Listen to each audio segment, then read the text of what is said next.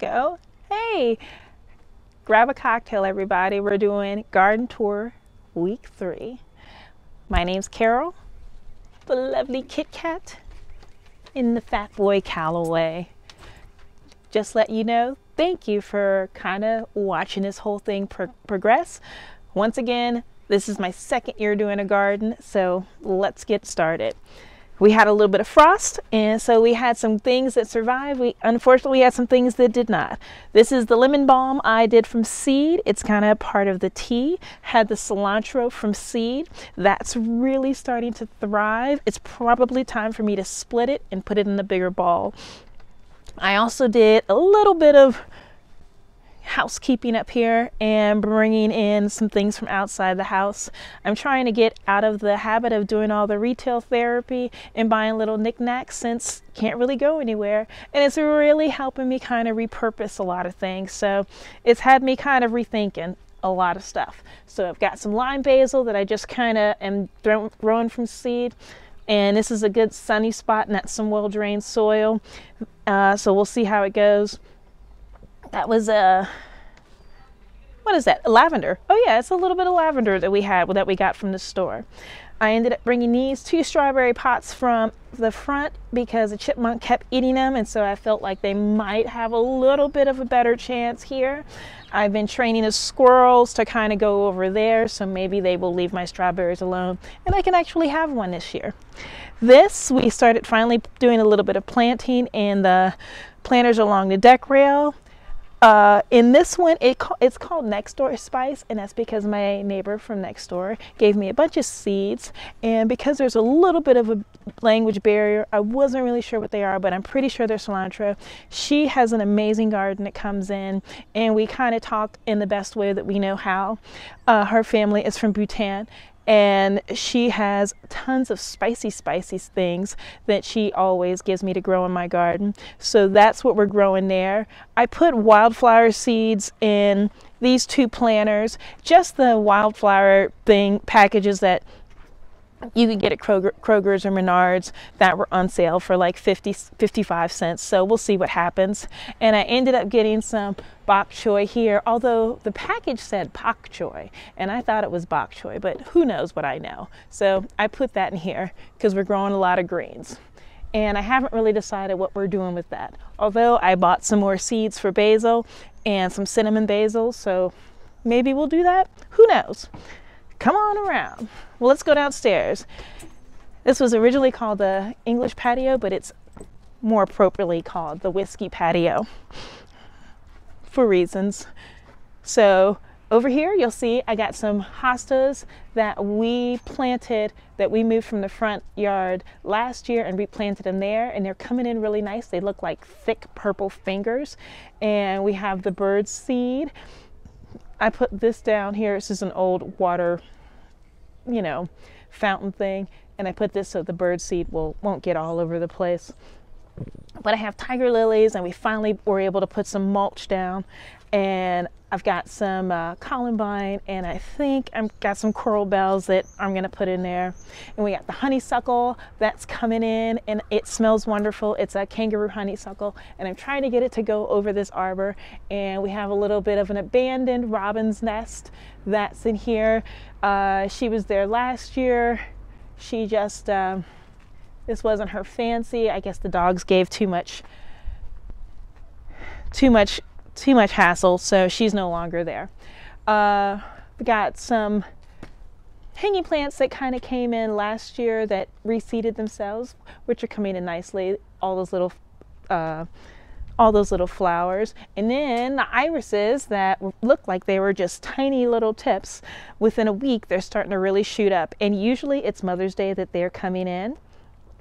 This is a fire bowl that we had for years, and then finally the bottom of it rusted out, and we're trying to repurpose and reuse. So it's all filled up with some soil. I had some poppy seeds, flowers from flowers. that are some nice red poppy seeds, as well as some echinacea, and so I put that in there. I also might put some sunflowers in there, so to see if that'll come up. But if you look closely, you'll see that the clematises that we have over here for this trellis are already starting to made their way through. And there's a couple of little tiny seed heads that you can kind of see, but I'm not 100% sure that that's going to be from my seeds. That could be from anything. The rosemaries that are looking like they're coming along and nice and established. More and more chamomile is coming in, which will be really good. Trying to grow as many teas and things like I can. Not only do they smell wonderful, but I drink a lot of tea. I drink a lot of hot toddies. So you can come shoot around back and see where the clematis is just gonna naturally climb. You don't even have to do that much. It just wants to climb. So I see it kind of coming through here, and you can see one of our little generals in the yard. I have a couple of guitars that are no longer usable, so I'm using them as decoration, but this guy is Mr. P-Funk because he's by the peas, and my sister-in-law Katie gifted that to me for Christmas a few years ago. It carries a bottle of wine. You know, you're supposed to put a bottle of wine in there, but I just go to wine too quickly, so it was just, you know, so this way it gets adored and I can be able to love on it. You can see where our blueberries are kind of coming in here. Now, I planted 9 things of sweet peas, and I've actually planted this one twice. So I don't know if it's not getting enough sun. I don't know if a squirrel is kind of coming in there and eating those peas, but it's just not happening. So we'll just have to make do with the sugar snap peas that are coming on through here. And I may be able to put them, maybe be able to do another thing around the fall. But you can see where the little buds of the blueberries are starting to come in, and I'm gonna eventually have to get some kind of netting to put over there to keep the birds out of there. This is the part that's kind of exciting because we did the lettuces and carrot bed a week ago, 2 weeks ago? No, a week ago. And you can see all the little seedlings kind of making their way up to the sun. The few days of rain did not hurt. Of course, we put the irrigation in. That's what's snaking all the way through here. And you can see these are paint stirrers that Home Depot will give you 2, but then they charge you for any more. But I just got like a stack of them. You can buy them. I think it was like $3 to get like 10 or 20 of them.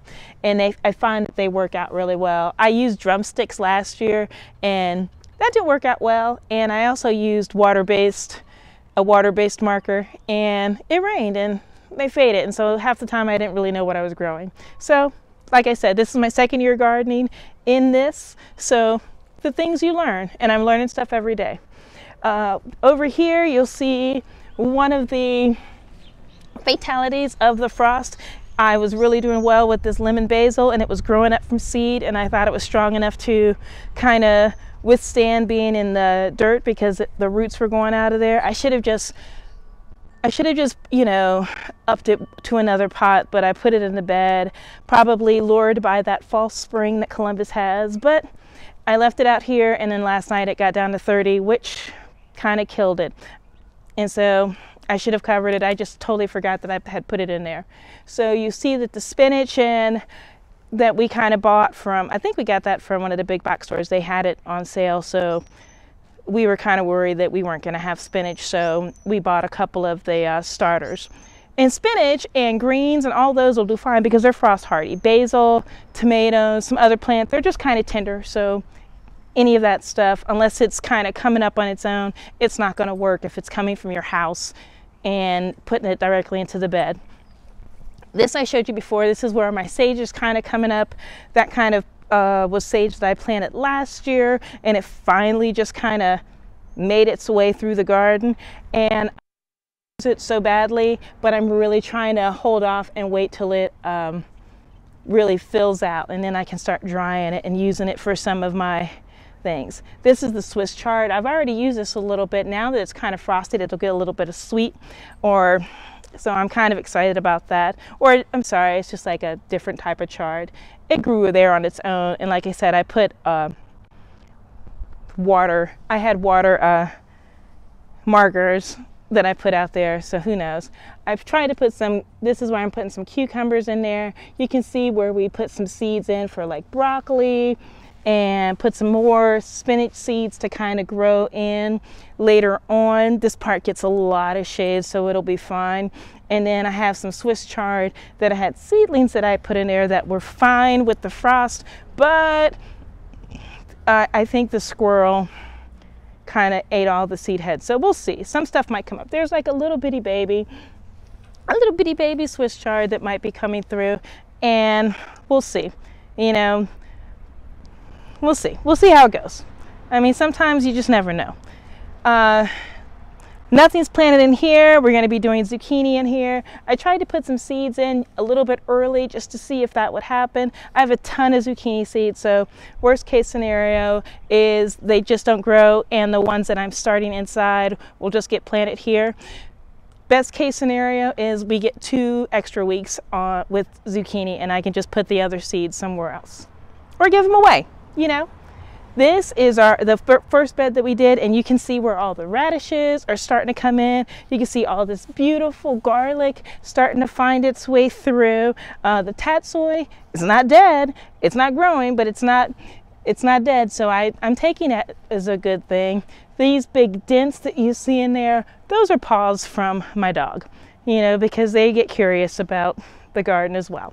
These little seed pop-ups, it looks like that's borage, which is what I had planted last year as a pollinator, and it's an edible flower, and it kind of has like a little like licorice flavor, so I don't have to worry about replanting that because that's going to shoot up. You can see where the beets and stuff are starting to, they're struggling, they're trying. We'll see. May is when some things kind of change a little bit with the sun for hitting this bed, so hopefully in May we'll see a lot of cool things happen. This is some rainbow chard that kind of came up from last year, and the garlic is still making its way. And you can see tiny little things here, which I think that might be my celery coming up. So that's kind of exciting because I put some celery in here. This is the pollinator alley, which basically is just a thing for having like wildflowers to be able to bring it in here. I've got this, this is an old rose bush. It's dying. It has a little bit of life in it, but most of this needs to come out of there, and I'm just going to be able to put something else in that pot, maybe sunflowers. I am seeding this with like columbine and salvia and sunflowers and delphinium and a whole bunch of shade and partially shade loving plants that will have a nice amount of color that will be able to invite a bunch of bees and flowers into the garden and just let them play here and stay. And so you can see in here, oh, this one is got a little bit of life in it. I think this might be the only one that's going to survive. All the rest of the ones that I transplanted seem like they're dying, but that's okay because that's what happens in a garden. We'll use it for something else. This is, like I said, oh, and this is some yucca. Yucca is beautiful, but it is a tuber, and it is sometimes a little bit invasive because it will just grow and grow, but it'll shoot up these beautiful stems, and it'll have these pretty white delicate flowers on them, and so that'll be really nice. And apparently they're edible, so I've never eaten them. You can put them in flowers or in drinks, which that'll be cool. So on this one I'm gonna have some morning glory that's coming up through there. I was able to harvest some seeds from the morning glory that I had last year, and I also put some moonflower over here, which is a flower that blooms at night to attract nighttime pollinators, but it's supposed to be these big beautiful white flowers that pop out at night and almost look like they glow, so that should be kind of exciting. So we'll walk around over here, and I love this time of day because it's like the sun is kind of going down, everything's soft grass, so it smells all sweet. You know, we're just getting all this together. This is the arch, and we're gonna do like these Mexican sour gherkins here, which are these tiny little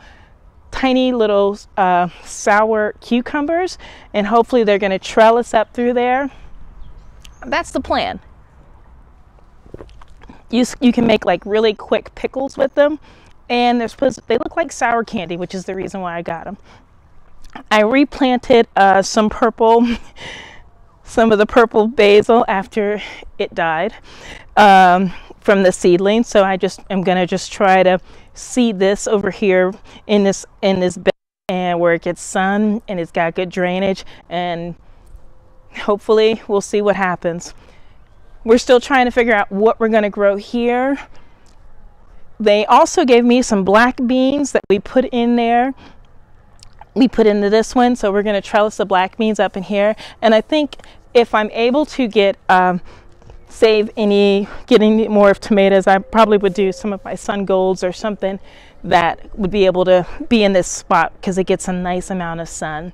The whole thing about my tomatoes is I don't have them in a greenhouse. I've been using them in these plastic tubs, and I started the seedlings and I've been hardening them off, and I forgot last night to bring them in. So out of my 24 plants that I had, it looks like more than 3/4 of them kind of got flash fried by the frost. So I'm gonna have to start some more again, and that's okay because that's what happens in the garden. You know, I'm learning. I should have just taken them in. I left my peppers outside, and my peppers were a little bit further along and they seemed to handle it.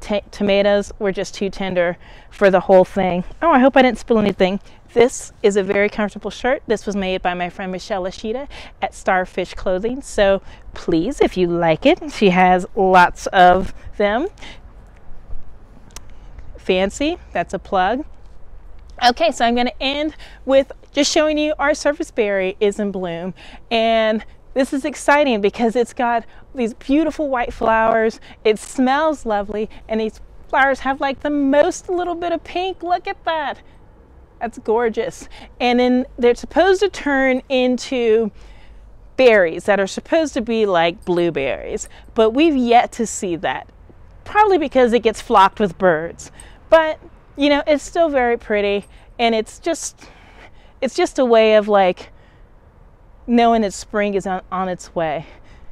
So thank you for looking at me with the garden and checking things out.